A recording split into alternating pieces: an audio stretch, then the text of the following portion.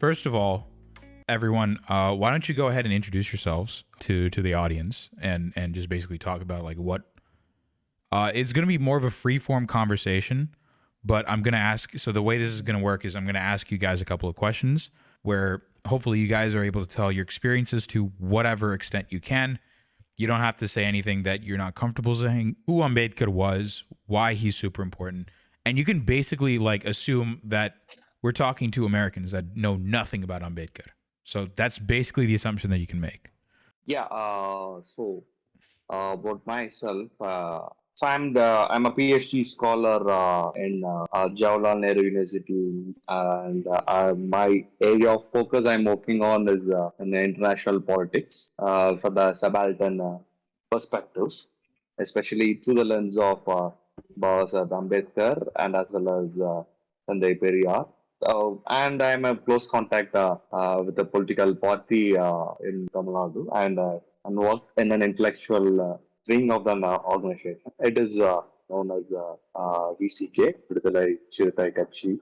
Mm-hmm. It's the Dalit Panthers of Tamil Nadu, former Dalit Panthers of Tamil Nadu. It is being headed by Dr. Tol Tirumala, a good Mm-hmm. friend of mine. And is in the current phase of Dalit Panthers in India, or a proper Ambedkarite leader. So the topic is concerned Ambedkar.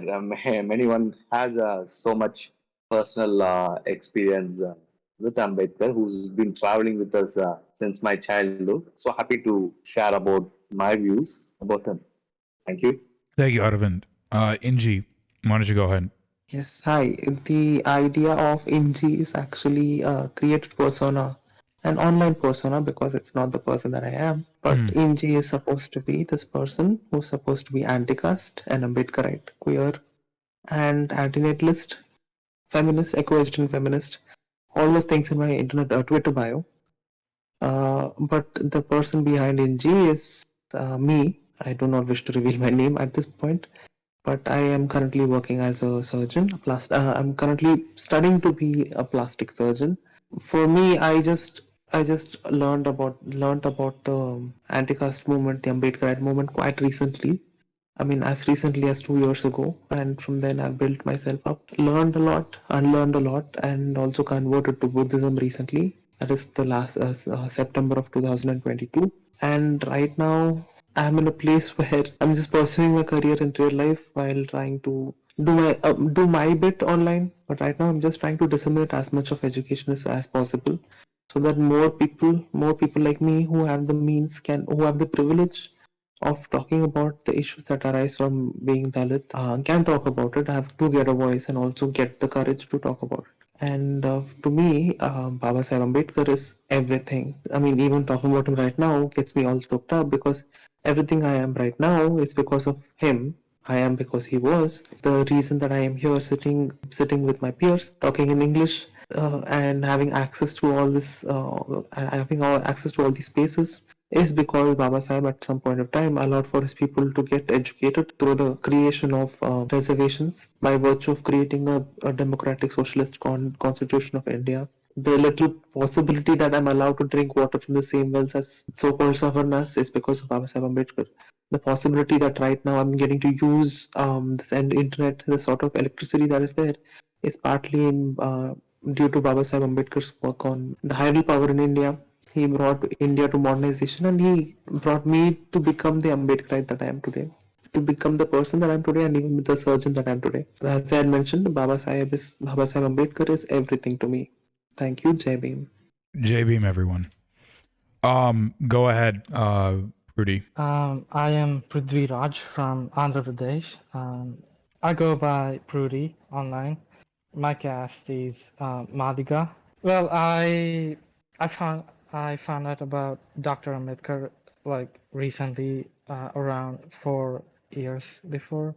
Before that, I knew that casteism is there, and you know that you have a particular caste, and you just say that when people ask you. I didn't know why it came, why I have a caste, why other people had different castes, and why my friends at school have, I mean, the Brahmins, they have a different caste. I didn't know about it until when I read Dr. Ambedkar. I was like woken up from the world I was living in.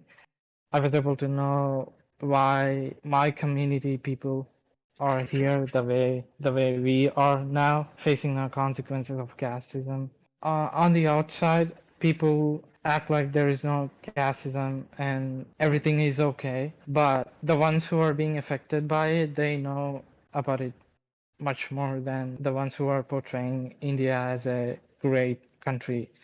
So it was only recently that I found out about casteism. I mean, I did face casteism in school and in where I live, but I didn't know why I was being I don't know how to say. Well, yeah, I began to read You about didn't understand why you were works. facing discrimination. Is that what you're trying to get at? Yeah, yeah, I was gonna say that. So I began to read Dr. Ambedkar. The first I saw his. There's a movie of Dr. Ambedkar, like it's an old one. So that's where I began to know more. And now I am enlightening people that I know who belong to the Dalit community around me and making them see that these are the truths that people don't teach in schools or anywhere else. You have to recognize them, you have to learn them by yourself and be equipped to overcome these struggles that we face. Glad to have you here.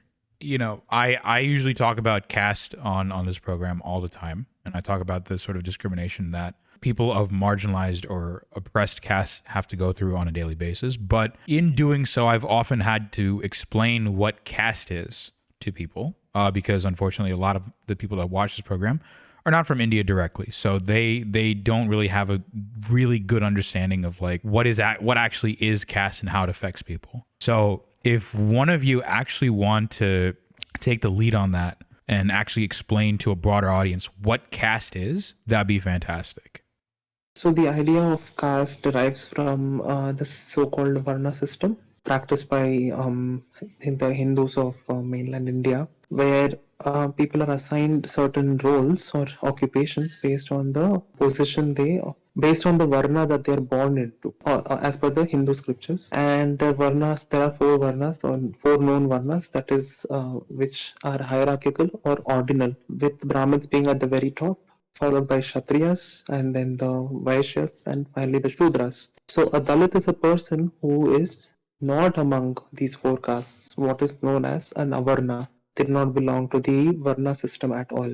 And by virtue of not being part of the Varna system, they are considered untouchable by Hindus, by caste Hindus, one could say. And simultaneously, the Shudras, or the lowermost of the four Varnas, are also treated with disdain, and they are also prescribed certain positions and occupations by virtue of occupying that position in the Varna system. There are often conversations we hear about how the Varna system was initially supposed to divide people on the basis of labor, and perhaps it could have been, but in the present, in modern India, in modern terms, it is no longer dictated by the actions of the person, but rather by virtue of the birth and the family that they're born into. And these positions or these roles are now so transcendental that they cross all forms of the person's life, right? So it could be education, or it could be the occupation that they still do now, with a large proportion of Dalits, that Avarnas, the former untouchables, the depressed castes of Dr. Ambedkar, being extremely and statistically underdeveloped in terms of occupation, economic wealth holding, or other forms of wealth holding. And those people, and there are certain social privileges that people who are untouchables or who are Dalits are bereft of. There are certain names associated with being with Dalits, which are used as slurs even now. They are such slurs that I don't think I can use them right now, except for the caste that I belong to, which is the Parayars, a group of a drummer caste, an ancient drummer caste from Tamil Nadu, which is also a slur word. I mean, and I'm sure most of, if your audiences are English speaking, they would know the word Parayar or Paraya, Parayah, Yes. means an outsider. So it is derived from the Tamil word for Parayar, because they used to live outside the usual village communities or urban settings. So that is how it is. It transcends how where we live. It decides what we do. It it even dictates what we eat.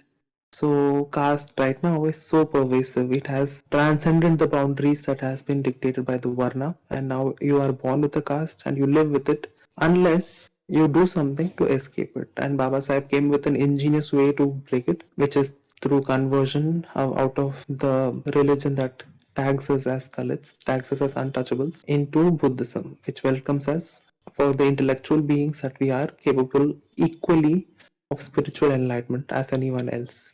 J Beam. I hope I didn't rant too much. No. This was perfect, J Beam. So basically, for the audience who don't know who Babasaheb Ambedkar is, Babasaheb Ambedkar was the person that headed. He's basically a founding father of India. He was probably, I would say, he is the founding father of India, quite literally, in the sense of he headed the committee that wrote the Constitution of India. So he is the framer of the Constitution of India. So India's current laws, the way they work, is largely due to him. The reservation system was partially, it was his creation. It was actually a compromise. We might get into that later.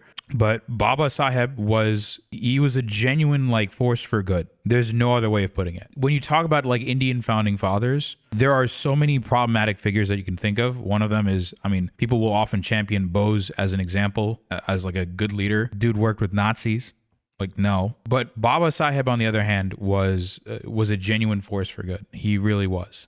Other than that, if you have any other thing to say on Baba Saheb, you can go ahead.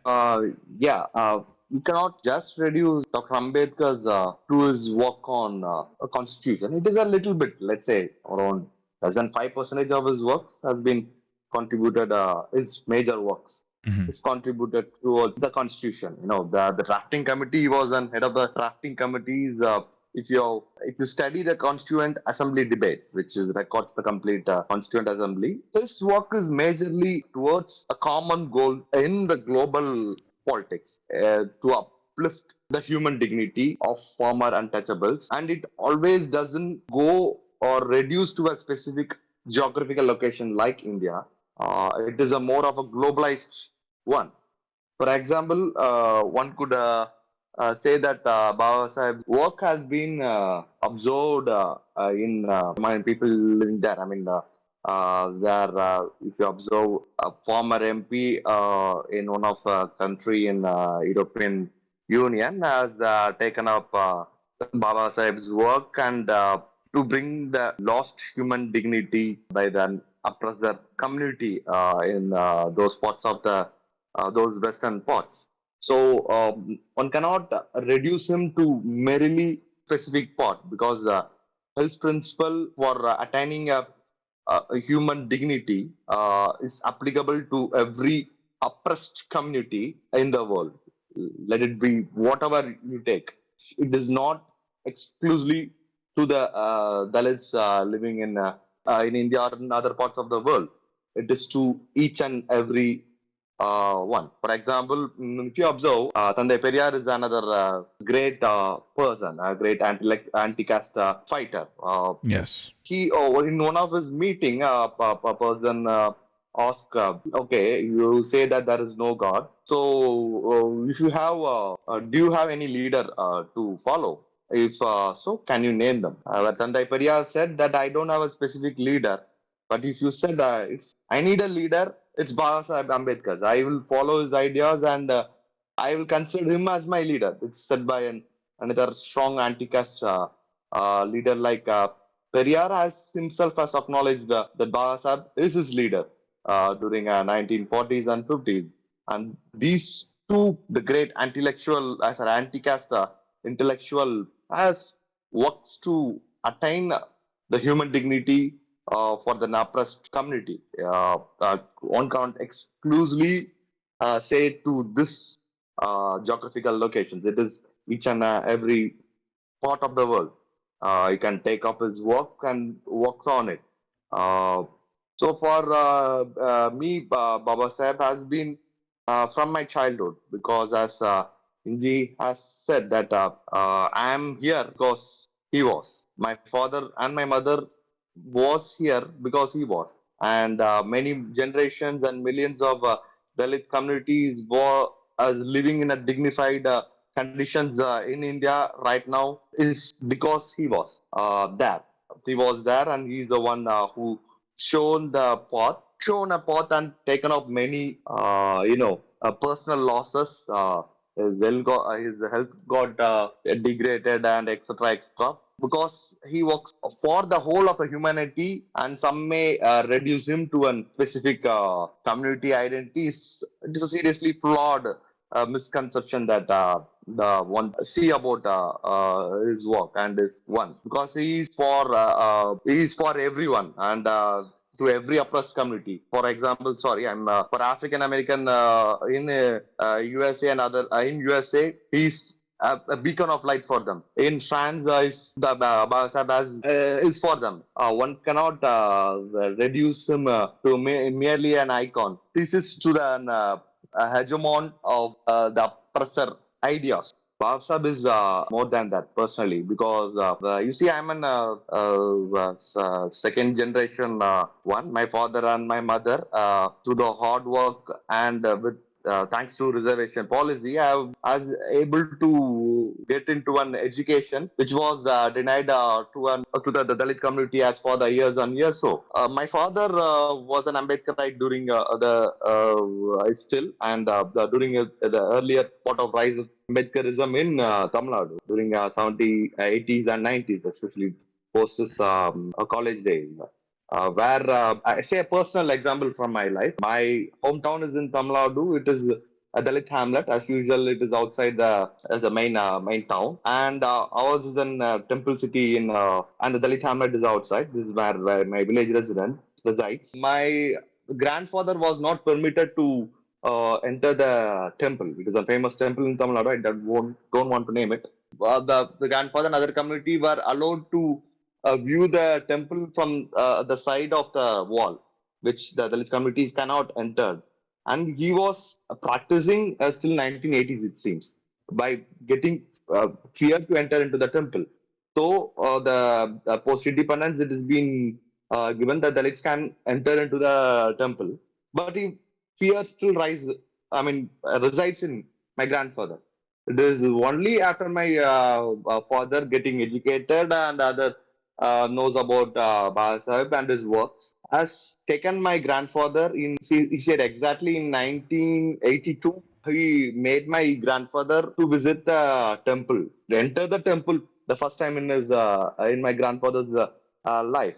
That's how Babasaheb has guided my father, and I'm in the second generation. I'm taking up Babasaheb to more people's to all the communities, not excluded to the part of Tamil Nadu, to every part in India. I mean, it's my capabilities and my support system, and with my students' organization in Tamil Nadu as well as in Delhi, we are reaching out to every other persons like my father, who has done his work to be expanded more. So, if you observe who it is only due to Baba Sahib's tireless effort, and how we taken up in our life, and how it's changed post his involvement in my father's and my as well as in mother's life.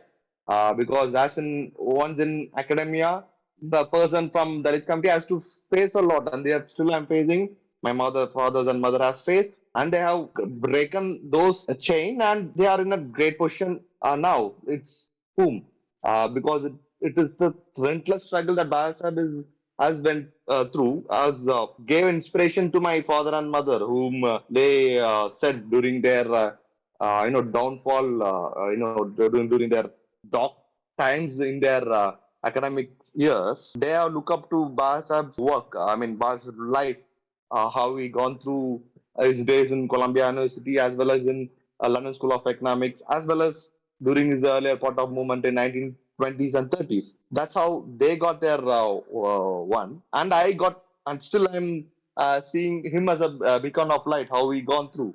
Now my father and mother has gone through. and now what I'm going through, and I will help my fellow Ambedkarites and Dalit students from Dalit Bahujan Adivasi students from every part to attain what Babasaheb has worked for the basic human right, which is the human dignity as whole. Well said. Yeah, I was able to say the way I see Dr. Ambedkar, I mean, for the Western audience to understand in a better way, Dr. Ambedkar to the untouchables is like how Du Bois, W.E.B. Du Bois, was to the African Americans, the blacks, and Martin Luther King Jr. I would say that he worked for human rights, not just Dalits, not just the untouchables, even for the women as well. The privileged caste women, the oppressor caste women, he also fought for their rights as well. Dr. Ambedkar knew about the struggles that the African Americans were facing. He even wrote a letter to Professor Du Bois.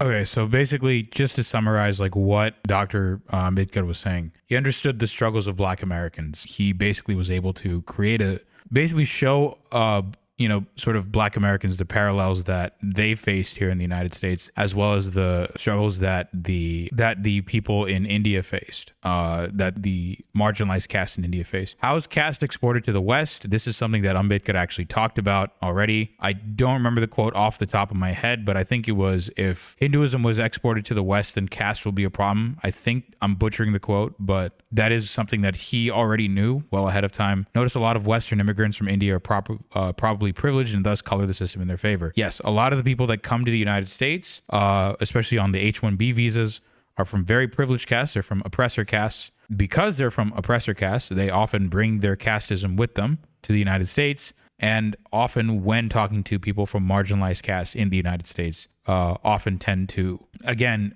show their fangs, as Ambedkar said about Gandhi. They tend to show their fangs. Oftentimes, people from oppressor castes tend to basically, sometimes they'll show solidarity with Black Americans, especially during like Black Lives Matter. There's a common joke within Indians about this.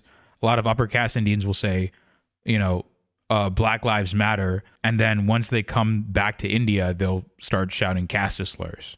I'm so sorry to take this conversation back 2 steps, but I do want to talk about the other things that Babasaheb has done for bringing India to modernity. What most people do not know about even the so-called intellectual Savarnas is that Babasaheb's thesis, The Problem of the Rupee, was presented to the Hilton Commission, which led to the formation of the Reserve Bank of India. It formed the basis or the template for the development of the Reserve Bank of India. And we live in a casteist society because despite him being such a pioneer economist in India, the first one of course, and the more pioneer one, his photo does not find a place on the Indian rupee. Rather, it is the quote unquote Mahatma Gandhi, whose picture is found in every Indian rupee.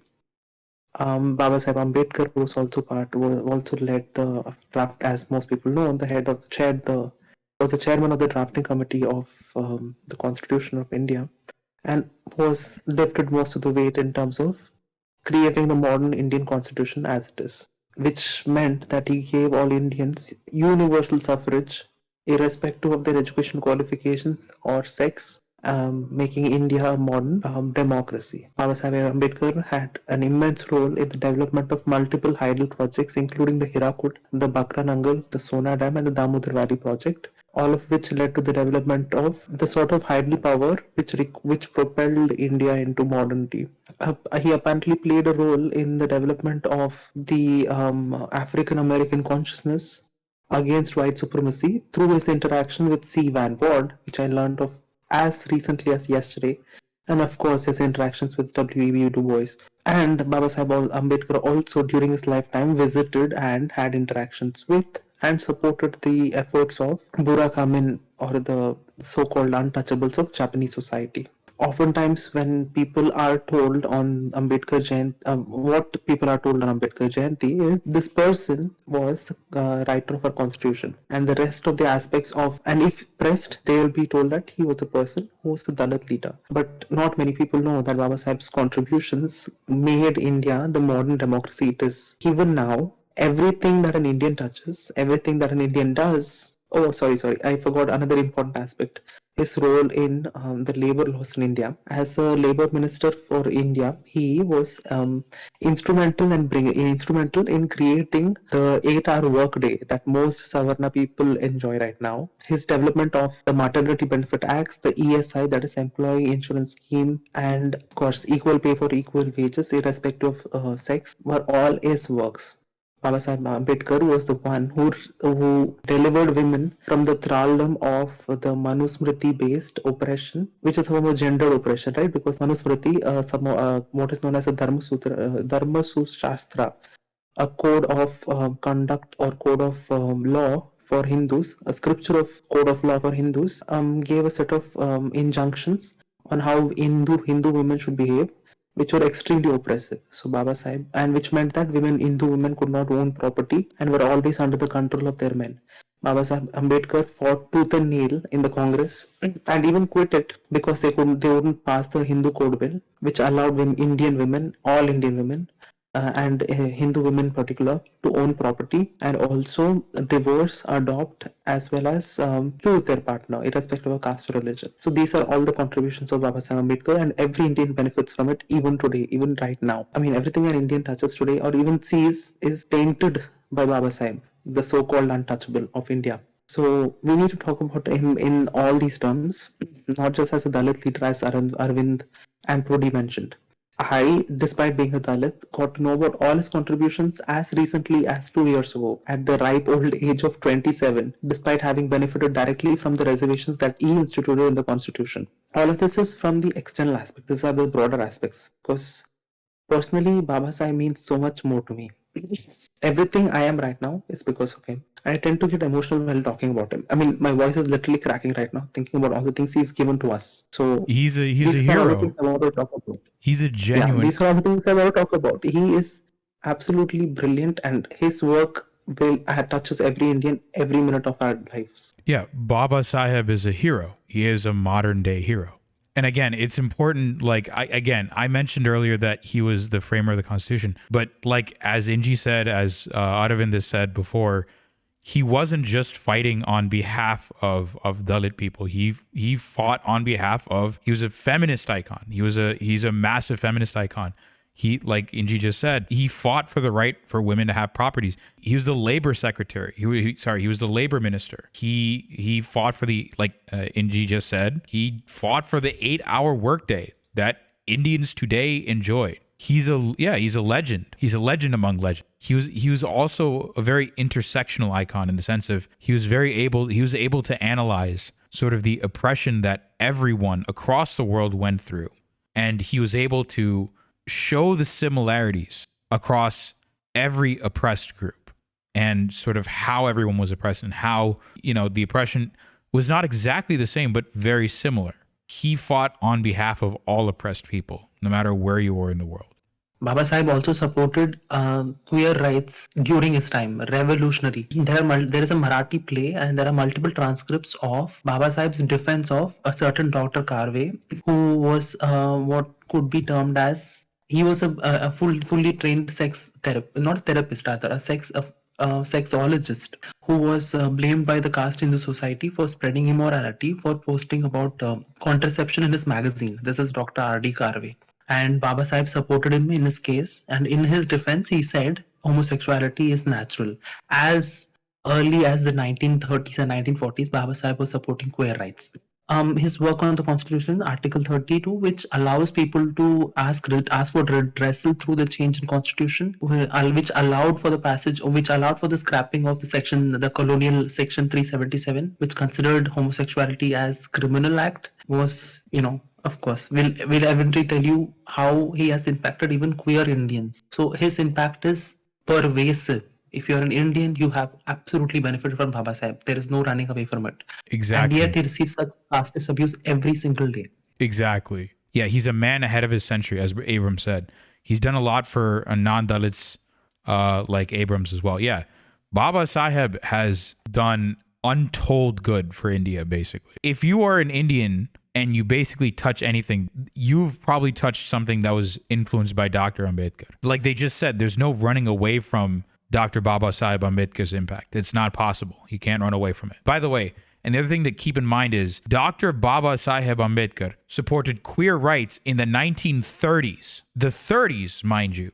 This is nearly 100 years ago. In the US, we're still having to fight over trans rights right now. You still have people fighting for LGBT rights right now. And this man was supporting, this hero was supporting queer rights back in the 30s. Keep that in mind. One can look about in common books and other thing how he has done his works as Inji has well articulated said about his fight for the oppressed communities and queer communities and many other such things. But what I find it how his influence in the post-independent or post-Babasaheb's death in 6th of December 1956, how he has been personally has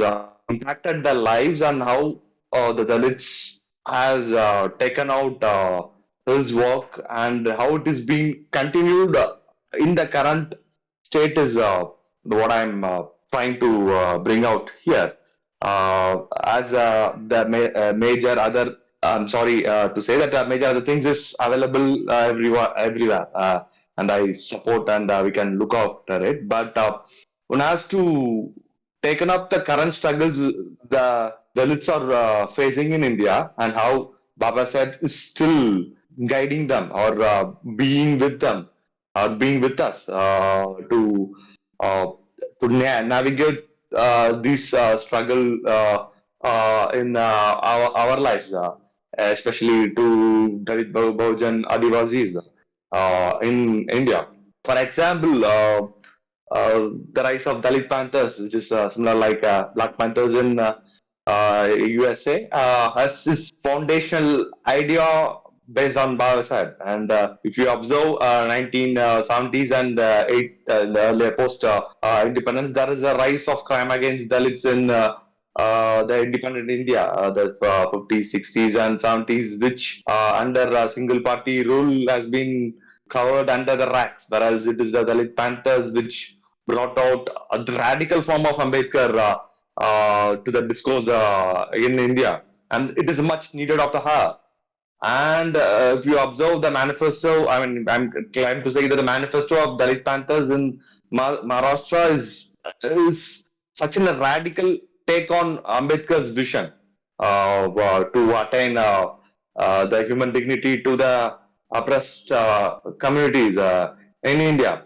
And the continuity of which can be seen in the Tamil Nadu, which is reflected in post 90s, earlier part of 90s in Tamil Nadu, the rise of Dalit movements in Tamil Nadu, whereas the rise of Dalit movements in 70s and 80s in India, we could see only in Maharashtra and other regions, and literally we couldn't find the rise of Dalit movements in the other spots, especially to say in the northern part or else in the northeastern part of Bengal region or else in the core north regions in UP and others say. It is only Babasaheb's influence that the rise of BSP, how the electoral politics has emerged to Mahavir Shiram's work, and BAMSFs and other Ambedkarite organizations in 1980s and 90s has bring out the self-respect to the communities which has been oppressed post-independence. So the impact on Babasaheb cannot be placed within his years of life. You know, the from 1891 to 1956. No, he's still one cannot put an end cut to Babasaheb's work. I mean, we can proudly say that the RBS work, the water policy works, and the Hindu Code Bill, etc., has been his personal work, but being influenced by the leaders or the officials they bring out the works is also I consider as Babasaheb's work. For example, I bring out an scheme in Tamil Nadu which has been introduced in '98. That Samatwabram. It's a scheme introduced during the DMK government in '96 to 2001. It was introduced by Krishnadas Gandhi, and I was a staunch Ambedkarite. It is Ambedkar's vision to create an space that where every community resides in a common place. For example, if a Dalit communities resides, it is a government sponsored land. The land will be given to every community. And for example, let's say plot A belongs to scheduled caste communities, and plot B belongs to an OBC caste communities, and plot C belongs to an open category or upper caste communities, which all culminates in a specific region, like an community gated apartments, and nowadays which have been it's an idea to bring out and community living which doesn't secure to one specific community to a specific region. It is mixing of every community to bring an harmonious living. It is an example of Ambedkar's work. And if everyone is interested, I could suggest a book called Panthers in Parliament, written by Professor Hugo Gurin, Professor at Edinburgh University in UK, has written about the radical form of Ambedkar has been taken up by the Panthers. The Panthers in Tamil Nadu, especially by the current one, which brings a dignity to the Dalits and Bahujan Adivasis, Dalits and the Adivasis living in the rural village, which is thinks of casteism till now, but which the high point of casteism in 1970s, 80s has been toppled down by the assert to Dalit identity or Dalit fight using Babasaheb's words and his work by the Panthers in early part of 1990s. I have met many of them and I have in good contact with them. The persons, the Panthers of Tamil Nadu, is how the Babasaheb has impacted them, and how they fight for the fight using many struggles, not per se and a Gandhian way of struggles. There is a war cry by Babasaheb is agitate, organize. Whereas the Panthers in Tamil Nadu has put out another war cry in releases. Adangamaru, Atumiru, Timiri Elu, Tirpiadi. It is what Babasaheb has, put out to bring an dignity to the oppressed community and an oppressor through a form of assertive identity, to struggles, and thus Dalits in Tamil Nadu right now has improved. In Tamil Nadu as well as in Maharashtra and another part, it is the leaders like Manuel Kanshiram or Tulsimavalans or even the current BSP leader in Telangana, Dr. R.S. Praveen, how Babasaheb has influenced them, and their works is completely what I see what Babasaheb has done to the current people's, the current Dalit Bahujan Adivasis people living living in India. Therefore, one can't reduce Babasaheb to his work within his living period.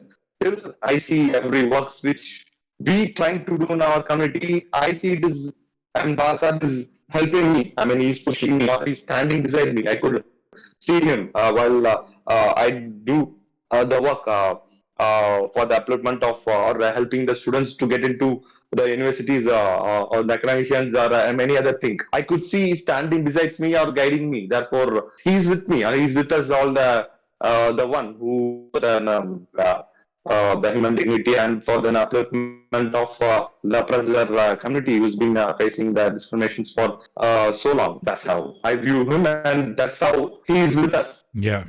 No, he's with all of us. Doesn't matter. His impact still affects everyone today. He may be gone, but his impact is still lasting today, and it will continue to last forever.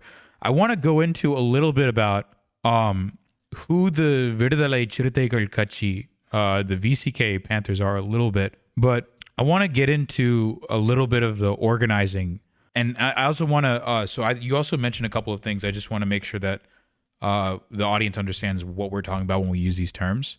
So basically, Adivasi is a term that we haven't actually used, that I've mentioned on this show before. So Adivasi refers to indigenous groups of people. Let's take a step back for a second and actually explain to the audience what we mean by these acronyms like OBC, SC, ST, that sort of thing. So constitutionally, there are 4 overall sort of macro groupings of castes. The upper castes, as we call them, the oppressor castes, belong to general category, right? They tend to belong to this overall macro grouping of categories. The scheduled castes was the constitutional caste that was actually originally scheduled by Dr. Ambedkar himself. And this is the general legal term for who we would call Dalits today, if I'm not mistaken. You have scheduled tribes, STs, who are what we in common parlance would call Adivasis. And these are the indigenous groups of India. So these are people like the Santals, the Kuruks, the Irulas, the Badagas. These are indigenous tribes of India. These are indigenous groups of people of India. And then finally, we have otherwise backwards classes, the OBCs, which depending on the state, I think in Tamil Nadu, that category is even split further between BCs and MBCs. The way that works is these are generally castes that have been oppressed in the past. And I believe, if I'm not mistaken, correct me if I'm wrong, they correspond to Shudras, if I'm not mistaken. Am I wrong on that? No, you're right. Okay. So OBCs are like OBCs make up like roughly 57 something percent. They're the majority of the country, if I'm not mistaken. Yes, OBCs are Shudras, yes. Those are the categories that we're talking about here when we say that. The one thing to keep in mind, audience members, for those of you who are not Indian, there isn't one Dalit caste. There are multiple Dalit castes, right? It's just the overall grouping because, like, again, castes are largely, it's a mix of where you are in, it comes from the Varna system, as everyone on here has said before, but your caste name also comes from the fact that, like, what native language you speak, for example. So Prudi's particular caste, because his native language is Telugu, is going to be different from, for example, what Aravin's caste might be, because Aravin's native, your native tongue is Tamil, right? Inji, your native tongue is also Tamil. So your castes are technically going to be different, but the general occupation which your family or your overall, your extended family has occupied in society, has been forced to occupy in society, that has largely been the same. So just for the Western audience, that's generally what we're talking about when we talk about all this. I just want to get into sort of how Vidudalai Chiruthaigal Katchi, the BSP, these Ambedkarite parties, I just want to get into, like, sort of what their politics is right now, what they're doing to sort of advance Dalit Bahujan rights, what sort of organizational tactics that they're doing, what sort of organizing that they're doing, so on and so forth. On the organization front, the BSPs and the VCKs, if you observe BSP's electoral growth, they have formed, they came to power in 2007. It is in UP, Uttar Pradesh, northern part of state in Tamil Nadu, first headed by a woman, that too from an Dalit communities, which cannot be, imagined in those times. But it is BSP's work, of creating a strong alliance of unifying Dalit, Bahujan, and Adivasis. Bahujan is the other backward castes, and even they have included Brahmins for the electoral politics. BSPs, the cadres level has been the history of the strong foundational work by the BSP could be observed from BAMSF. BAMSF is an organization where the Dalits, Bahujans, and Adivasis officers cadres will form an, the officials from the top secretary level to the lost cadres in the government service will form an unified one to work on an idea of to pay back the society, to bring out, to bring, to encourage the students to get educated and other things. That's how it has been transformed into the BSP into the electoral politics. Similarly, if you observe VCK's electoral growth, it is especially among the people's, the Dalits people, which has been spread throughout every corners or every cities of, every cities in Tamil Nadu. The cadres level is in such a level that each and every village in Tamil Nadu has an cadre levels of VCK from people and people not uh, especially not only from the Dalit Adivasis community. Now it has been more of an it moves towards an the general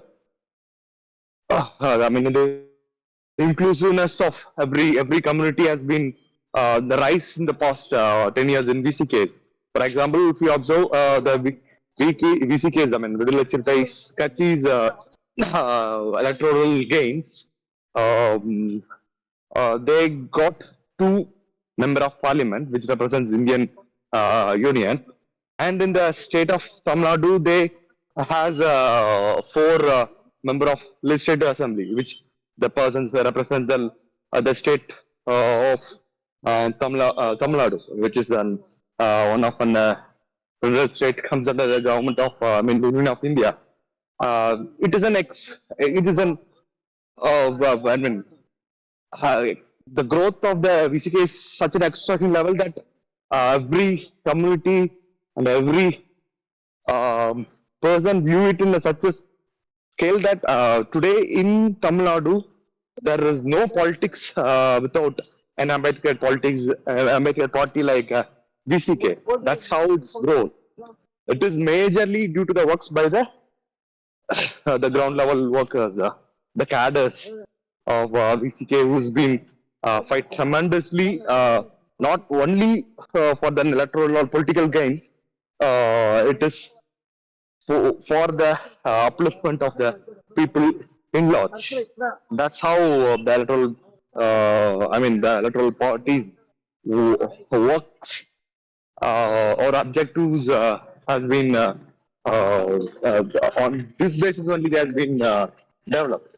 So basically, what you're saying is it's that the VCK has basically forced larger parties in the state, like the DMK, and I don't know how much they've influenced the ADMK, but they're basically, because of the active amount of ground level work that the VCK is doing, that formerly the Dalit Panthers Party is doing. What you're getting at is the fact that because of the ground level work that they're doing in Tamil Nadu, they're actually forcing the more powerful parties to move in the direction of social justice. Is that generally the statement that you've made? Like they're basically because of exactly basically because of the ground level organizing, and I just want to make sure that you're right. Basically, you'll have some cadre in every town, generally speaking, in Tamil Nadu that is a VCK member. That's the level of influence that the VCK has in terms of ground level organizing. Yeah, exactly. What you say is 100% what I try to convey. The cadres of PCKs, such an extent, has been the politics of ground level cannot be done without their involvement.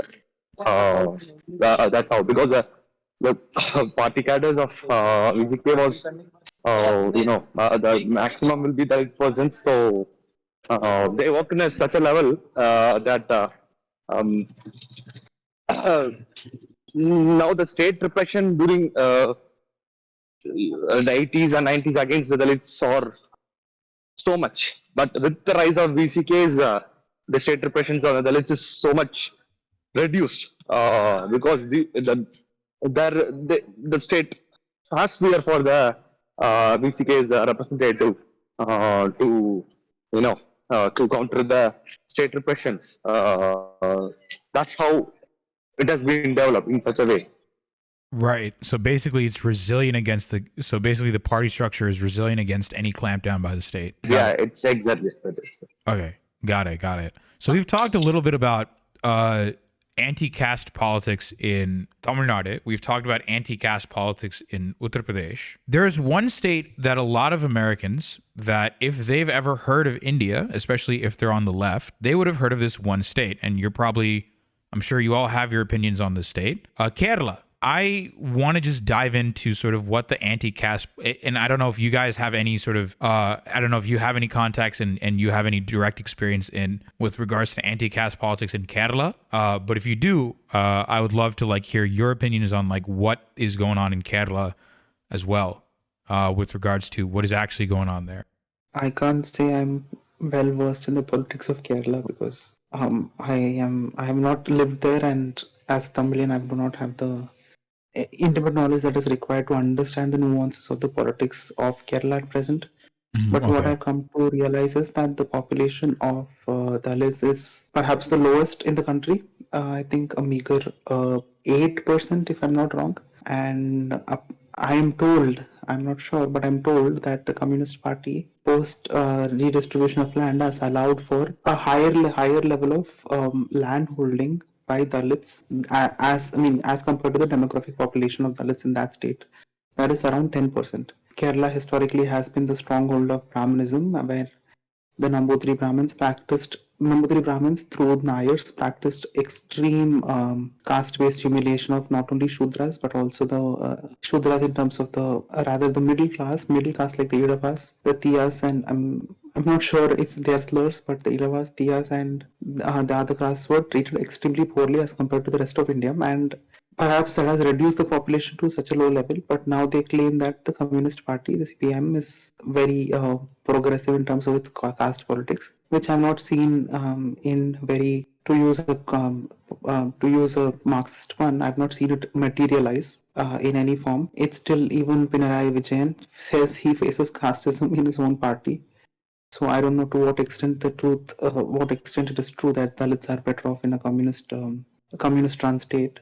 But yeah, that is the extent of my knowledge regarding the politics of Kerala. Okay. Yeah, no worries. No worries, no worries. No, because again, my understanding of what happened in Kerala was, I think only recently a Dalit person was recently added to the Politburo or either the Politburo or the Central Committee of the CPM. But yes, to my understanding, even though yes, CPIM does talk a big game with regards to being progressive with regards to Dalit rights and having social equality in that sense. There are definitely incidences of caste-based violence done by cadres of the CPM as well towards Dalit people. And I think you might be right with regards to Dalit people as far as like the percentage is concerned, them making the smallest amount of percentage in Kerala, but I could be wrong about that. But if you guys want to share sort of your experiences with, and this is like if you want to use this platform to vent about some of the stuff that upper caste people have done to you by a long, like go ahead and do it. I mean, I don't know where to start. There's quite a bit. If you don't feel comfortable saying certain things, you don't have to. If you want to, go ahead. This is just, it's completely your thing.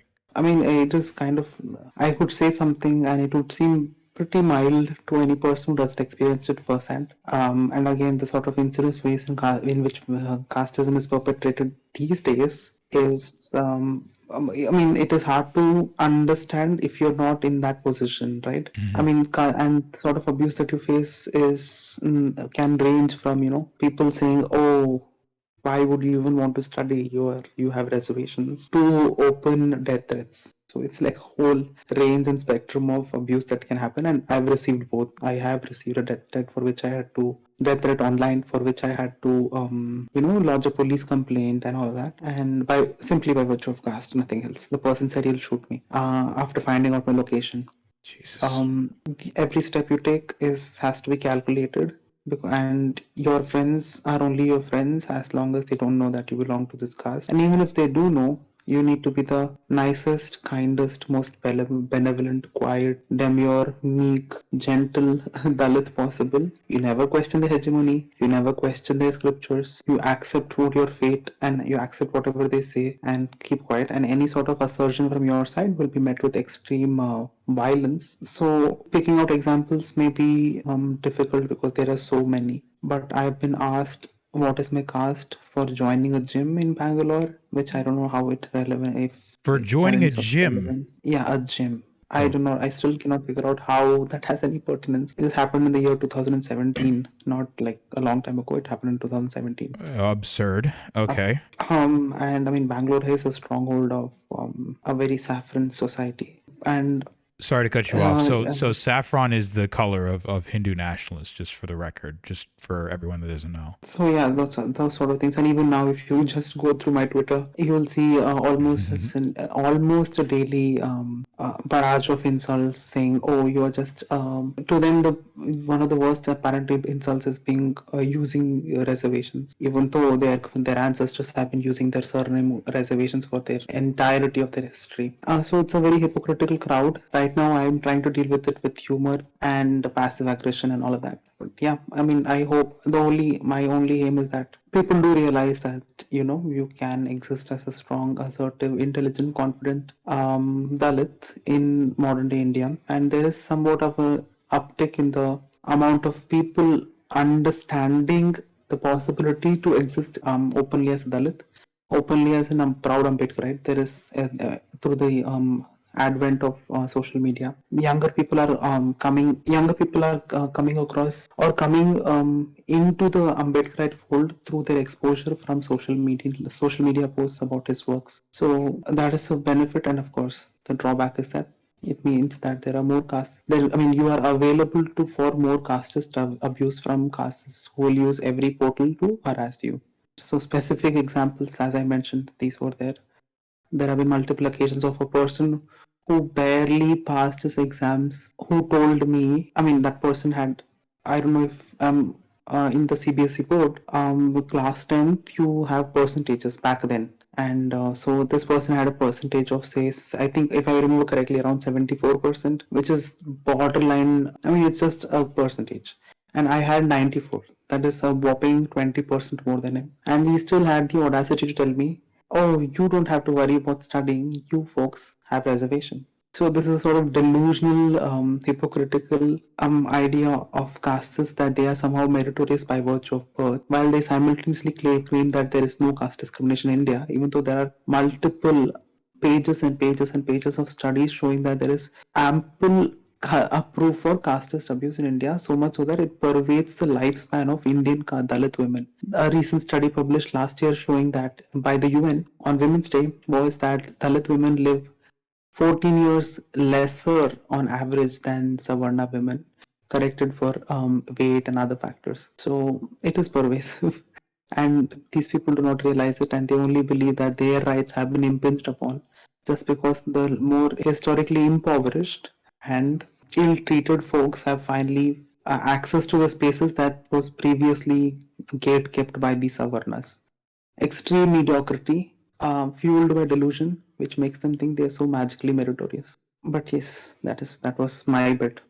If you get 20% lower than your peer, you obviously are in no position to literally lecture your peer on like anything. You know, what Inji just said shows you just an idea of, there are cases like Darshan Solanki where you know, we talked about this earlier on the broadcast, where you have Dalit students that go to these very prestigious universities like IIT, you know, Indian Institute of Technology, whether it be Bombay, Madras, whether it be IIM, IIS, so on and so forth. And they are bullied. They're bullied by their Savarna peers to the point of, unfortunately, in Darshan's case, a trigger warning, he ended up taking his own life. This is the sort of oppression that an entire group of people have to go through in India. And it's due to the arrogance and it's due to the mediocrity that Inji has stated, plus delusion that Savarnas have bathed themselves in. It is the idea that people are meritorious, and this draws parallels with, for example, let's take white supremacy in the United States, for example.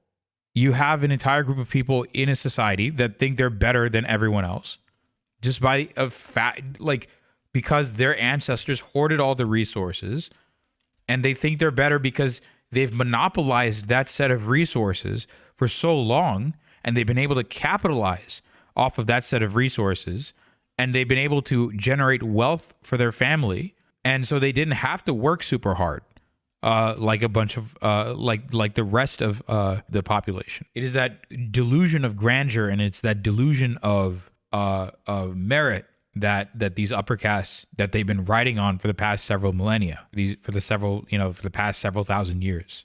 So if you have anything to say to like how we got here, how caste formed originally, and sort of what are the next steps forward?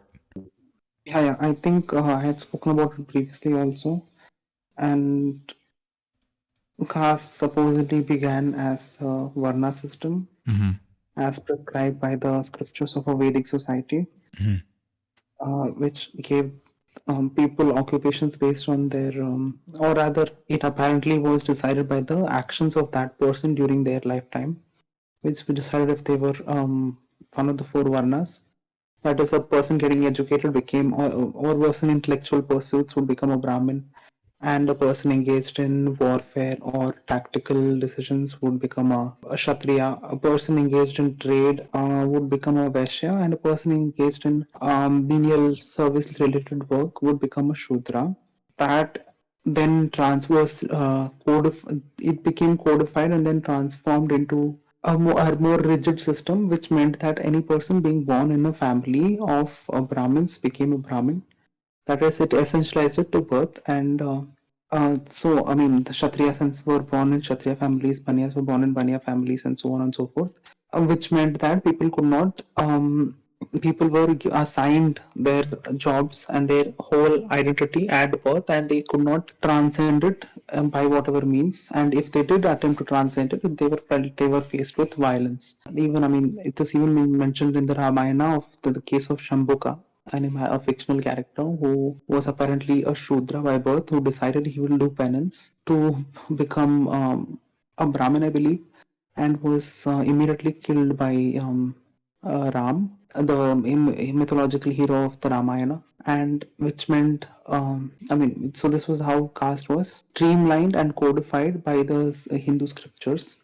Now, that meant that there are certain groups which were previously advantaged because they were able to accrue capital in terms of, say, intellectual capital by the Brahmins, and social capital by this Kshatriyas, and in the form of material or economic capital by Banyas through their trade. And Shudras were, of course, not allowed to hold any wealth or capital, and were supposed to be dependent on the other three castes, which meant that they were always kept at a degraded position. And so this meant, again, which when translated into across the history of India, meant that these are the so-called upper three castes occupied positions within the regime that occupied India at that point of time. So in the during the Mughals, it meant that the advisors to the Mughals were predominantly Brahmins. The leaders in terms of the warfare were predominantly the Rajputs or the Kshatriyas. They allowed for the trade among Banyas,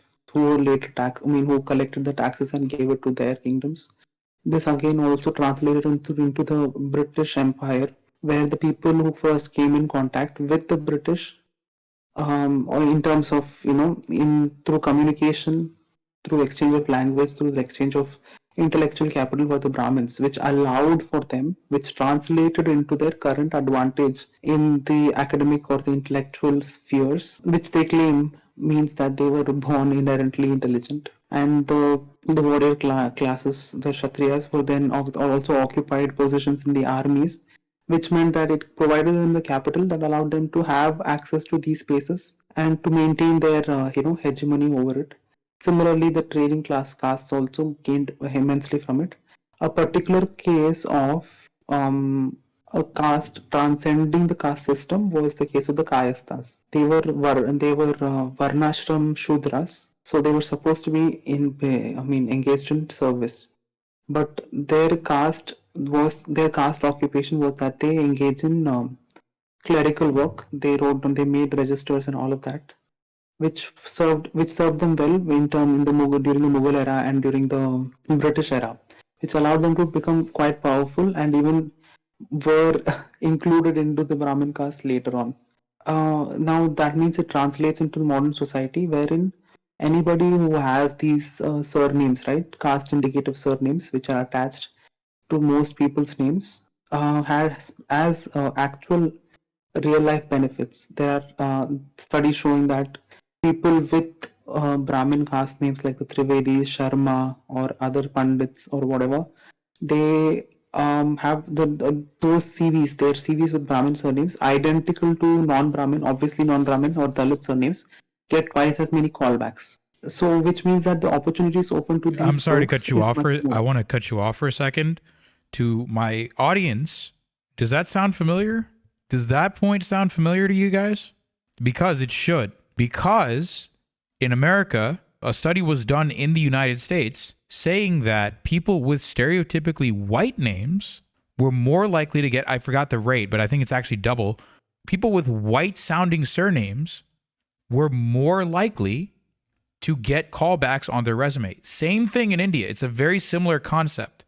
People with privileged caste surnames are, by virtue of having that last name, they're more likely to actually get callbacks than a non-Brahmin person. Sorry, go ahead. I just wanted to try and pound this home into the audience a little bit. So this sort of caste privilege also, it percolates into the other aspects of our daily living, including the areas that we occupy. Even during the ancient times, there are mentions of, as I had said, the word paraya means outsider.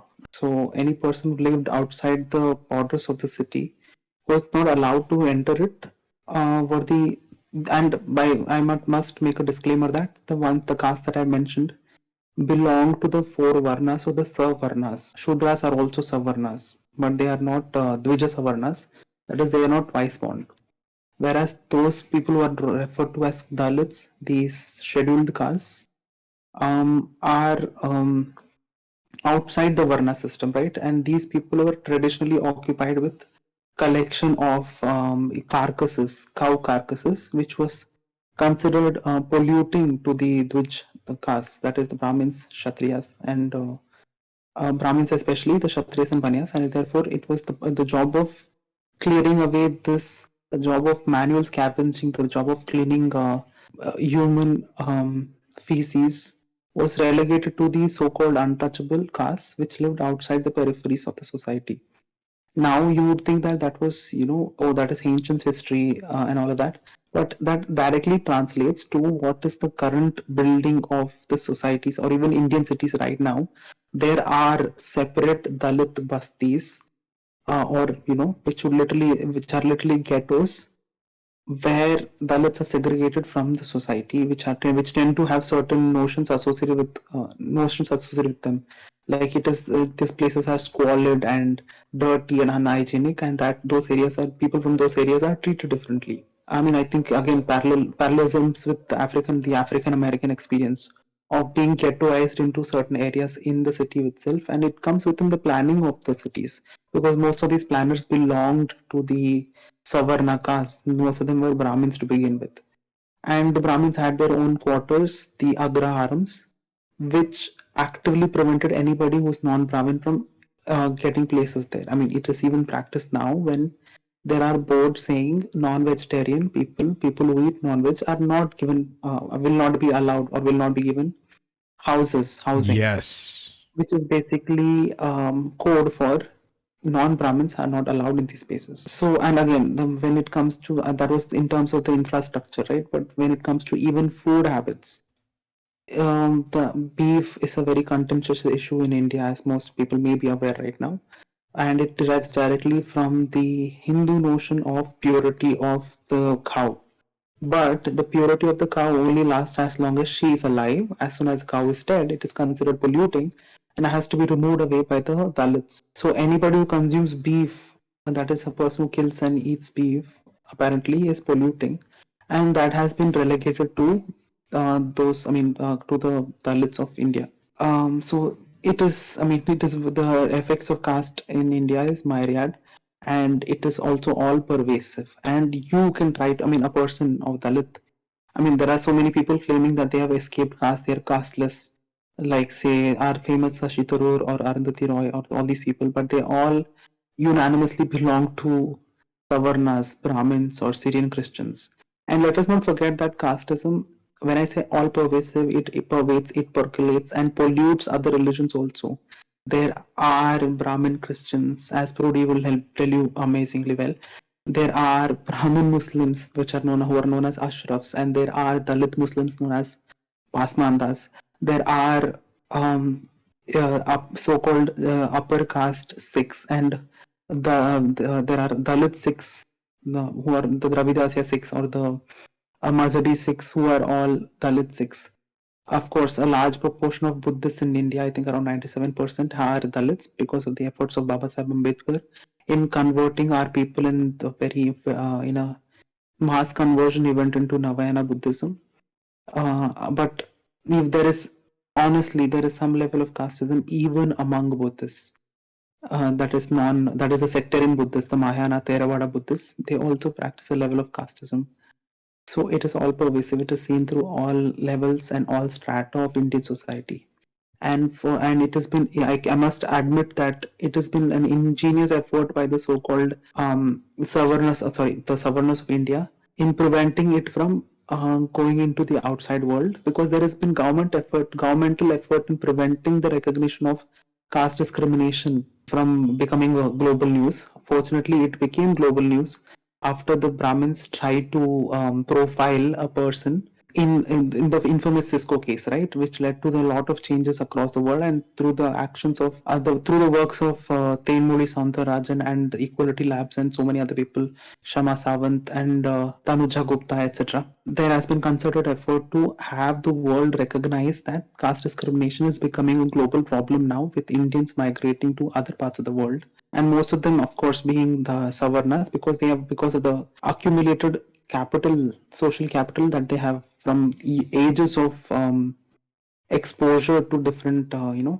society, different privileges and benefits. So that is casteism. That is how it became the modern terms of casteism. Recently, I guess there was a book by an African American writer, I forget her name, called Caste, which I mean, okay, somewhat hot take, but I don't, not a hot take actually, but I genuinely believe that it does a disservice to the way caste is experienced by Indians. It basically appropriates the idea of caste, the one which they're making a movie on, the one on which Ava DuVernay is making a movie on. Yes. So that the way the book appropriates the word caste, again, is not as it is in India. It is completely different, and makes it that way. It makes it seem like caste is Class. I mean yeah, exactly. It reduces caste to a completely different entity, even though it does not. It is she calls in that book, she reduces all African Americans into the so-called untouchable class, the so-called untouchable caste, and the Latinx community and Indians, the brown races, she calls as middle caste, and she posits whites as the Brahmins, which is factually absolutely incorrect in terms of how it works out in the real world. So I don't know how that's going to work out, but yeah, let's wait and watch. I think what she's trying to do is, I think she's trying to retrofit the caste system into the framework of white supremacy. That's my understanding of what's going on, which I would agree with you on that. I don't think it works all that well. I think because of the nature of where caste originally came from, it works specifically in an Indian context. If I'm not mistaken, and I could be way off base about this, caste affects you if you're Indian or if you're South Asian. If you're white, you are not. This has nothing to do with you. Like, this is a very specifically Indian thing. This is a very specifically South Asian thing. If you're from that particular part of the world, yes, you are born with a caste. That is not changeable at all. I've had discussions with other people where they just immediately say like, oh, caste equals class divisions, right? they're very similar in the way they work. It is social divisions, right? But caste and class are they're not the same thing. Even though Dr. Ambedkar himself said that you can say that caste came from class, right? It is a sort of class division, but they're not the same. They're still two fundamentally different entities, even though there is a bunch of overlap between the two. And it's important to point that out, right? Class is not the same thing as caste. I wanted to also get your opinions on sort of where you think, for example, what do you think about prospective Dalit leaders in mainstream non-Dalit political parties? So, for example, in Congress right now, the current leader of Congress is Mallikarjun Kharge of Karnataka, who himself is a Dalit. You have politicians like A. Raja in DMK, Bhagwant Mann in Aam Aadmi Party. I just wanted to get your opinions on Dalit representation and Dalit leadership in non-Dalit parties, if you guys want to take that ahead. So regarding the Dalit leaderships in non-Dalit parties, Kanshiram says that we are living in the Chamcha age.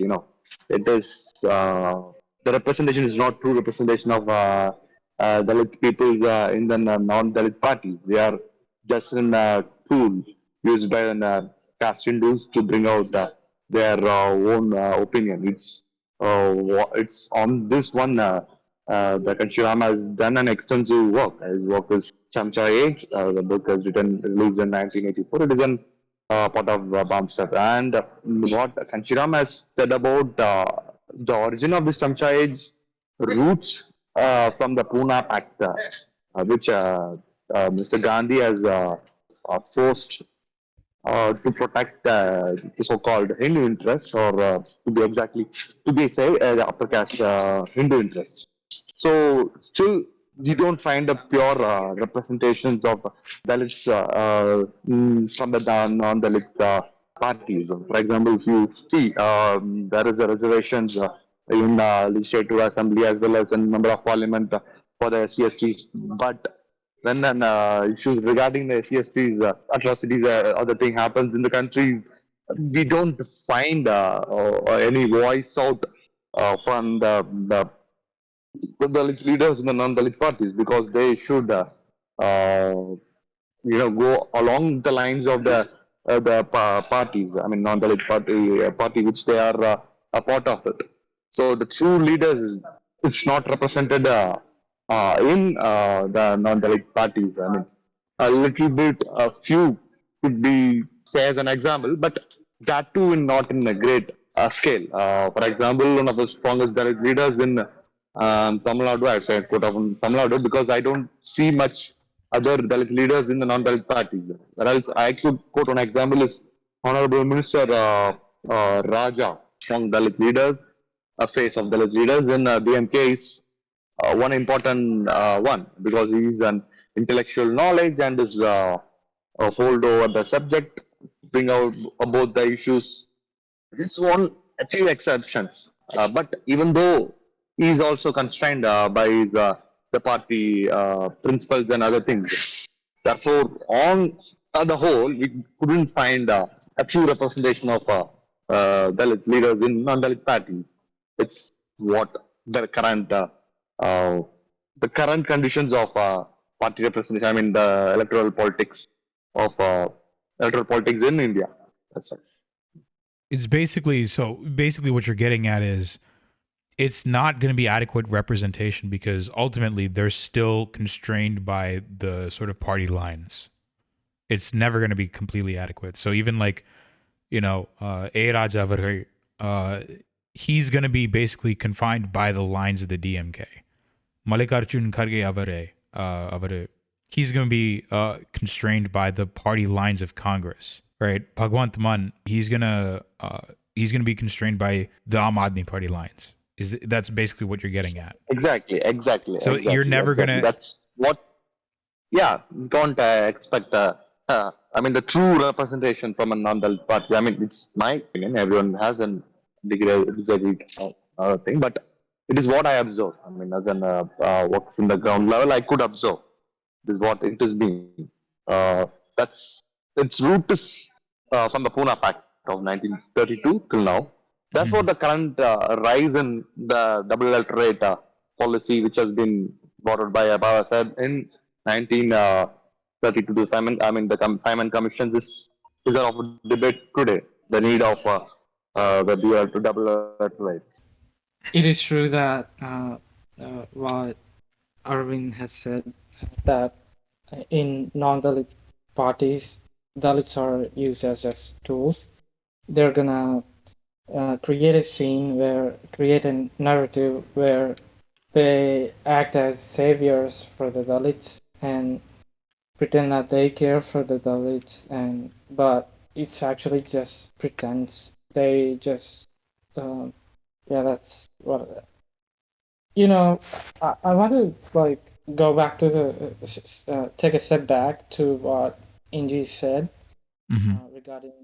regarding untouchables living in ghettos like that, and stereotyping people in colleges and universities.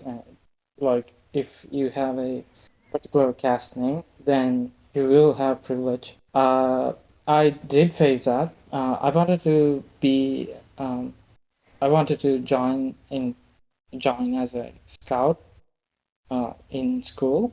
So I didn't have uniform, but my oppressed caste friend also doesn't have uniform. So we went to the in charge and we asked if he could join without the uniform. He asked the name of my friend and my name. Then he looked at me and then he kind of I know. I was talking about how this particular in charge who would allow people to join as scouts. Mm-hmm. So you were talking about your oppressed caste friend that neither one of you had uniforms? Okay. Yeah, we both didn't have any uniform, but either he had to reject both of us or allow both of us to be as scouts in school. But what he did was he asked my friend's name and full name, and he asked my name. But what people should remember is that Dalit don't just go, or Dalits or Adivasis, they don't just go mostly saying out their caste name, because our caste name is itself used as a slur, and the upper caste or oppressor caste, they don't have to face that. They can boldly go on, say, this is my caste, I am a Vaishya, or I am a Brahmin, I am a Kshatriya, I am a Reddy. They can say that, but when it's humiliating just even to we don't have that privilege. Mm-hmm. So he found out the caste of my friend's name, who belongs to an oppressor caste. He said he can join as a scout, and he rejected me. And there have been my dad remembers how in his village, in hotels where Dalits have to sit on the floor, they would have separate glasses because they're gonna defile people because for just existing, or so Dalits, it happens still in rural areas. And my mom remembers when this oppressor caste invited her and her family to a wedding to eat the remaining food after the wedding at night. They have to go like beggars, taking a plate, and if they don't go there and eat the remaining, then they will be angry at them and do what it still goes on. These are the experiences that my family and even my sister has gone through casteism in her university. They would say, you don't have to study, you came here for based upon reservation. You guys don't need to study at all. Like my sister studies well. That's what I wanted to add. No, that's an important story. It's important to like relay to everyone like the experiences of like how does it's important to, you know, relay like just to humanize with people like what kind of inhumanity people are subjected to just by the basis of who they were born as. So Go ahead. Like even regarding drinking water, there is casteism. It's dehumanizing. So what Dr. Ambedkar did was to bring self-dignity and self-respect and showed to the world that untouchables are human beings. They have value. They have self-dignity. That's what Dr. Ambedkar did. So he means a lot to us, and every time our people drink water, then it means a lot for us. But it doesn't matter to the oppressor caste. They don't sympathize. They don't care. They think that as soon as casteism has been over, then it's over. All of the consequences that we are facing, the deprivation of education and self-dignity, they don't get it. Yeah, it's impossible to look outside of your own I wouldn't say it's impossible, but it's very hard to how do I say it? It's very hard to look past your own sort of biases and what sort of environment that you grow up in. It's hard to see the perspective of other people that you might not be able to empathize with. And that's why a lot of oppressor castes, they're unable to see like why Dr. Ambedkar was beloved so much, what kind of contributions he's made to India, what kind of contributions he's made to the world, right? They're unable to see past that bias. They're unable to see past their hatred and their disdain for others. And that's what translates into a lot of the discrimination that people face. One guy in my audience asked, how does regional identity based politics, how does it disrupt Dalit politics? I'm not sure what that means, but if any of you understand what that means, or I guess I can rephrase it as, how does regional identity politics, so let's take, for example, Tamil identity or Dravidian politics, or I don't know if in Andhra or Telangana, I think you can speak to this a lot more, Prudy, whether Telugu-based politics affects this, whether Telugu-based politics really affects Dalit politics at all. So we have people in the BJP who are Dalits. They are being tokenized, and they are being used to tell people. So they tell people that they don't really care about the caste system or the caste system that we are going through. They just portray Hindu religion as a good religion without the caste system, and then a lot of people have been misled by those kind of understanding and ideology. What they're beginning to do is give support to the BJP because they want to make India a Hindu nation, and to be Indian is to be a great Hindu. So how this affects the other Dalit parties is we're gonna have fight between among Dalits. Dalits have to fight their own people. It's like conquer and divide and conquer kind of strategy that has been used among to make Dalits fight against each other. That has been going on in Andhra Pradesh. Yeah, you're seeing a lot of tokenization of Dalit people by open fascists, and is basically what you're getting at. What are your? I mean, obviously the current president of India is a person from an Adivasi background, Draupadi Murmu, from a Santali Adivasi background. Do you think that? I mean, obviously this is a very dangerous strategy, but I just wanted to get your thoughts on, the BJP specifically selecting, Draupadi Murmu to be the president as well. to be the presidential candidate as well. I just wanted to get your thoughts on that. I think it's a complex situation for someone to be in that place. Like they can just say, no, I'm not going to do this. And they're going to have to face the consequences, especially when you're from an oppressive community. When you get the power from government, well, I mean, it's complex, and she is definitely being tokenized to portray India as a country without casteism. Even the prime minister even made a comment about India having no caste at all, and India is cast as the only caste is being Indian. I think she is being used, and if anybody, if I were in that place, in her place, then I would have no option except to either fight back viciously or just use a strategy where I am friends with the oppressors and slowly take over them. I don't know. Well said. Absolutely well said.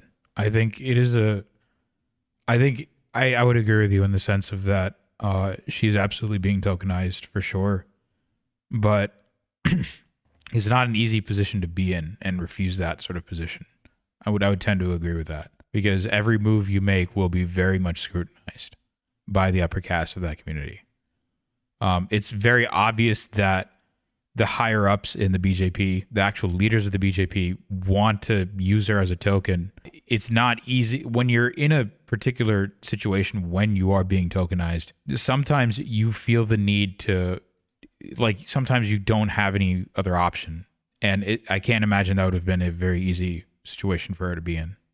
Angie, I know you have to leave soon. If you have any other things to say before you go, if you have any closing thoughts, then by all means, please share them with us. It's been a wonderful discussion, and I've been allowed to speak the things I want to say. I mean, there is obviously so much more nuance to it. Oh, yeah. That need to be, Of course. No, that go needs ahead. to be read. I mean, I cannot do the labor for you if you're a Savarna listening and want to believe that you are a good person and want to learn, you educate yourself. So please don't harass or hound Dalits to teach you, because clearly, as per your scriptures, you're more meritorious by birth. So do your own labor. And a question I get asked often is, where do I start? I want to learn about Dr. Ambedkar. It's very simple. The Maharashtra government website has all his works available for free in English and Hindi and Marathi for free download. So, and the Columbia University page also has all his works available. So you can easily download Annihilation of Caste, which is just a 54-page undelivered speech of his, which is famous for how precise, comprehensive, and yet concise it is in dissecting Brahmanism in India and how to combat it. And that's a starting point. And if you want to get educated, do start somewhere so that we are at equal footing when you have to exchange ideas. Obviously, this is to those well-minded Savarnas who want to improve themselves. The others can continue with whatever casteist abuse they are continuing with, because the world is real waking up to caste discrimination as an entity that exists, and that is now percolating into all other parts of the world, which is why Seattle Council recognizes it. California is considering banning caste discrimination and so on and so forth. At the end of the day, I, as an Ambedkarite, I only just exist to serve my people. I exist to educate, agitate, and organize so as to spread the word of Babasaheb Ambedkar in emancipating my folks from the thraldom of the state of subjugation and degradation that they exist in, and to embrace his philosophies and perhaps consider their shift to a better path, to a more Buddhist path. And having said all of that, thank you for allowing me to speak. It has been a wonderful experience so far. And Jai Bhim. Jai Bhim, Karpi Purichi Se Undu Ser.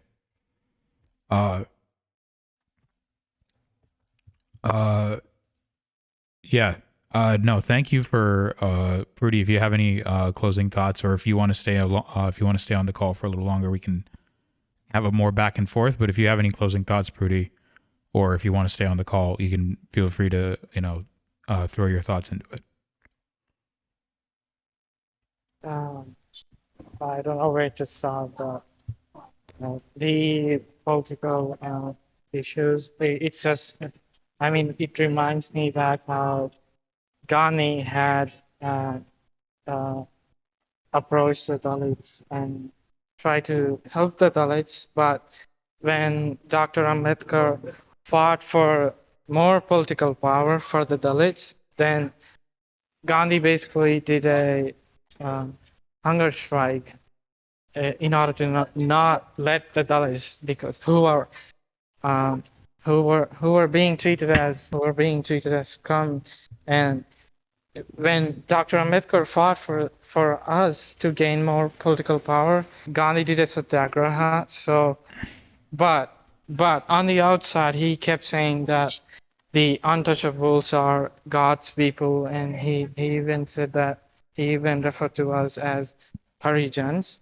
That's like, it's like I don't know. That's very humiliating, and it's not.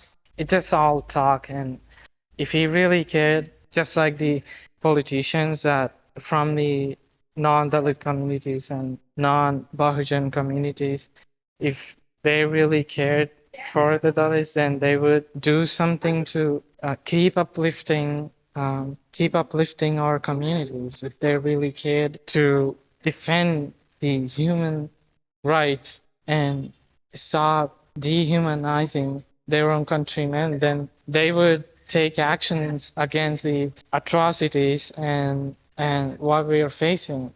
I have to go, but I just want to say, if those who are not Dalits and Bahujans are listening to this or bumped into this stream, just if you're not gonna help, then don't help.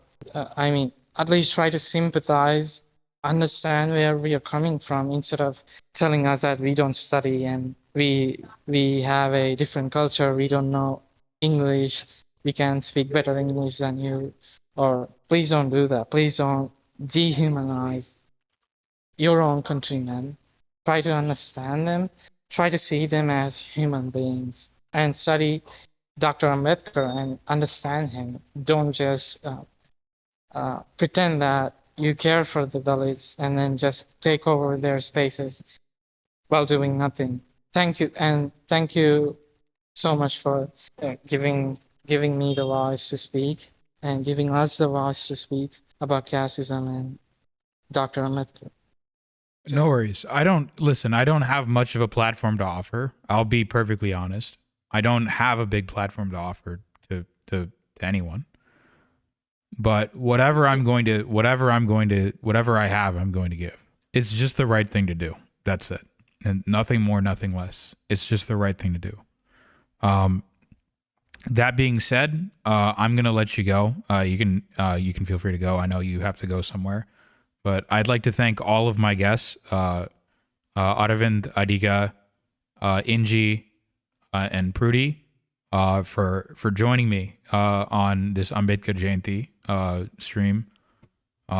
J Beam. So for those of you may have heard of this before, we've said J Beam. J Beam is what we usually say to each other, or is what people say when they want to say that they agree with the annihilation of caste. So it literally means like glory to Beam, glory to Ambedkar. For all of the audience members, this has been a relatively short stream, but I wanted today's stream to be mostly focused, or almost entirely focused, on Dr. Ambedkar, Dr. Babasaheb Ambedkar.